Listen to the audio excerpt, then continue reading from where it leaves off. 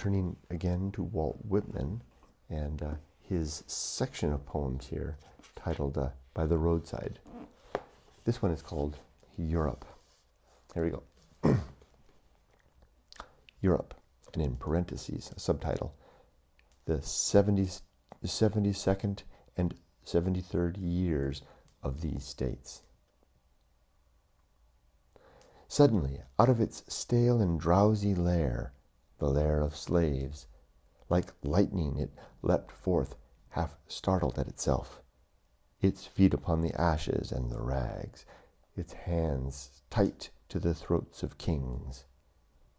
O hope and faith, O aching close and exiled patriots' lives, O many a sickened heart, turn back onto this day and make yourselves afresh.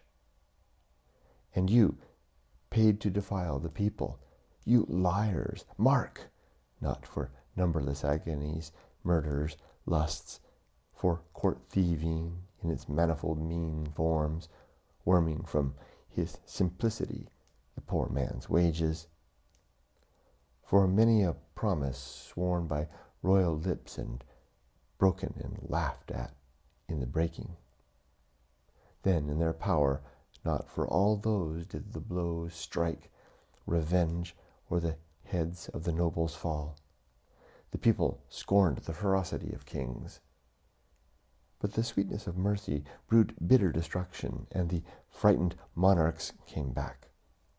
Each comes in state with his train, hangman, priest, tax-gatherer, soldiers, lawyer, lord, jailer, and sycophant. Yet behind all lowering stealing, lo, a shape, vague as the night, draped interminially, head, front, and form in scarlet folds, whose face and eyes none may see. Out of its robes only this, the red lobes lifted by the arm.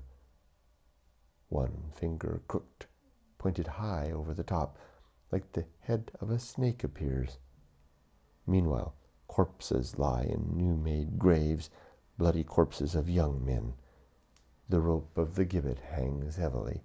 The bullets of princes are flying. The creatures of power laugh aloud. And all these things bear fruit, and they are good. Those corpses of young men, those martyrs that hang from the gibbets, those hearts pierced in the by the gray lead, cold and motionless as they seem, live elsewhere with unslaughtered vitality. They live in other young men, O kings. They live in brothers again, ready to defy you. They were purified by death. They were taught and exalted. Not a grave of the murdered for freedom, but grows seed for freedom in its turn to bear seed, which the winds carry afar and resow, and the rains and the snows nourish. Not a disembodied spirit can the weapons of tyrants let loose, but it stalks invisibly over the earth, whispering, counseling, cautioning. Liberty, let others despair of you. I never despair of you. Is the house shut? Is the master away? Nevertheless, be ready. Be not weary of watching. He will soon return. His messengers come anon.